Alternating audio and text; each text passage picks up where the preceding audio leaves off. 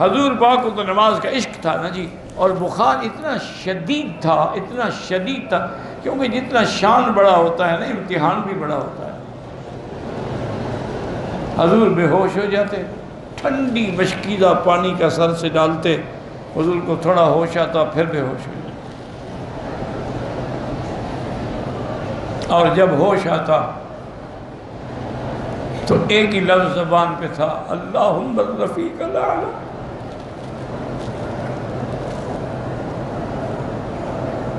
اللہم اعنی علی سکرات الموت، دعا کریں اللہ ہم سب کا خاتمہ ایمان کر، یا اللہ ہمیں بھی سکرات الموت کی شدت سے بچا لینا، ہم تو تیرے عاجز بندے ہیں، معمولی تکلیف بھی برداشت نہیں کر سکتے۔ اللہ اکبر۔ اب حضور کو جب اچھی طرح ہوش آ گیا تو فرمایا کہ لوگوں نے نماز پڑھ لی ہے، پھر بھی نماز کا فکر ہے، ہمیں ماشاءاللہ عمرے پہ آئے ہیں، زیارتیں کر رہے ہیں، نماز جاتی ہے تو چلی جائے، یہ پتہ نہیں کون سی زیارتیں ہیں اور کون سے احکام ہیں۔ یہ غار ثور، غار ہرا تم جانتے ہو، صحابہ نہیں جانتے تھے، حضور کے بعد کوئی گیا غار ثور پہ اور غار ہرا کی زیارت کرنے کے لیے؟ ان کو پتہ نہیں تھا، تمہیں پتہ ہے ماشاءاللہ۔ اللہ کے بندے، واقعی وہ مقدس مقام ہے جہاں حضور کے قدم لگے ہوں، جہاں حضور بیٹھے ہوں، جہاں حضور نے نماز پڑھی ہوں، جس چیز کو حضور نے ہاتھ لگایا اور نعمت ہے عظیم۔ لیکن جب اللہ کا کعبہ اللہ نے دکھا دیا، اس سے بڑی زیارت پھر دنیا میں کون سی ہے؟ جس کو دیکھ کے حضور روتے تھے کہ واللہ انک لخیر ارض اللہ، حضور رونے لگ گئے، فرمایا کعبہ لو ما اخرجنی قومی، اگر میری قوم مجھے نہ نکالتی مکے سے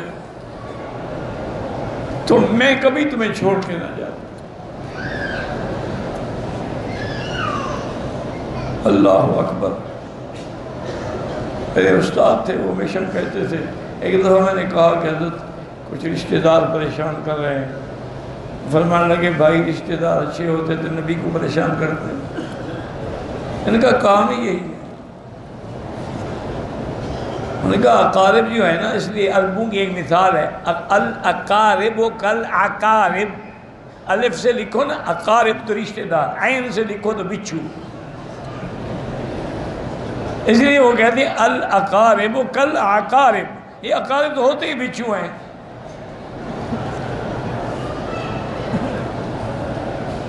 کہ دور ہوں تو دھواں دیں اور قریب ہوں تو جل جائیں، ان کا تو کام ہی یہی ہے۔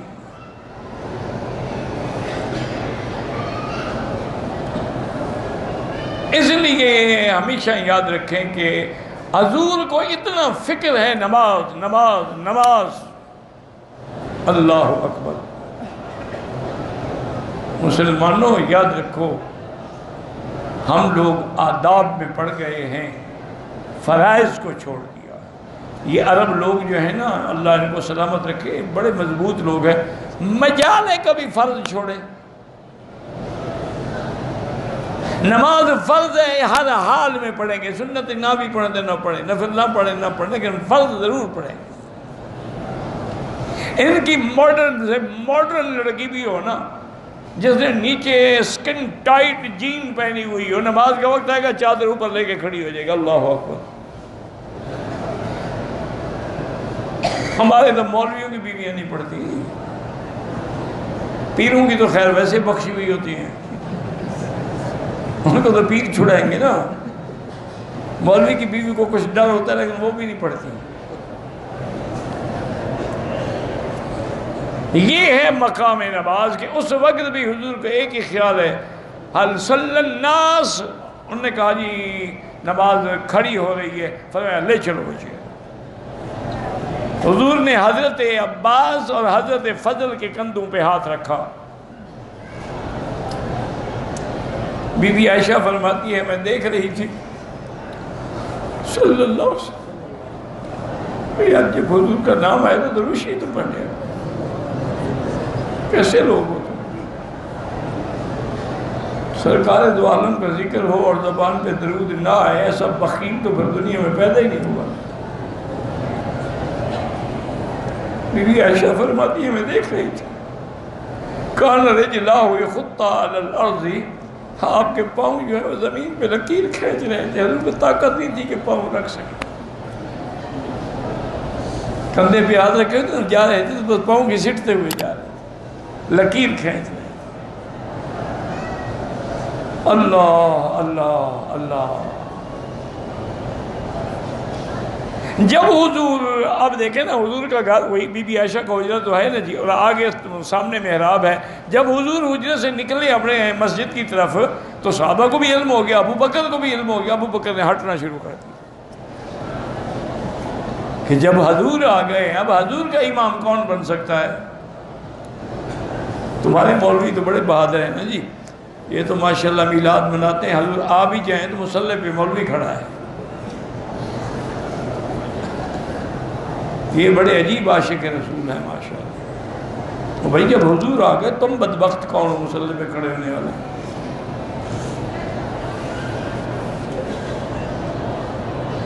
بس ایک کسی نے کوئی ڈرامہ بنایا، انہوں نے دین کو ڈرامہ بنا دیا۔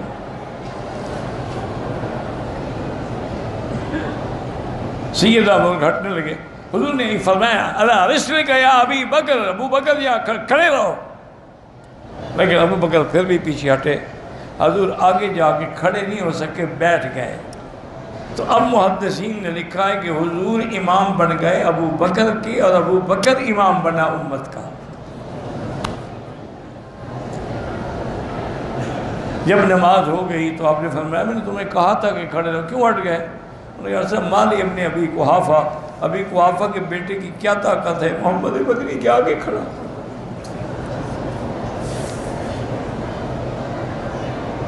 تو اس لیے اب یاد رکھیں کہ وہ خلیفہ کون ہوتا ہے؟ جو حضور کی موجودگی میں مصلی پہ آ گیا۔ اسی لیے حضرت عمر نے ثقیفہ بنو ساعدہ میں جب بیعت ہونے والی تھی تو انہوں نے یہی دلیل پکڑی تھی، انہوں نے کہا تھا کہ اے اصحاب رسول اللہ، جس بندے کو اللہ نے ہمارے دین کا امام بنا لیا ہے، ہم دنیا کے امام کیسے نہ بنائیں؟ فبایع الناس، سب نے بیعت کی۔ یہ بھی ملنگ جھوٹ بولتے ہیں کہ علی نے بیعت نہیں کی، حضرت علی نے بیعت کی، لیکن صرف ان کو غصہ تھا کہ مجھے بیعت کے وقت کیوں نہیں بلایا۔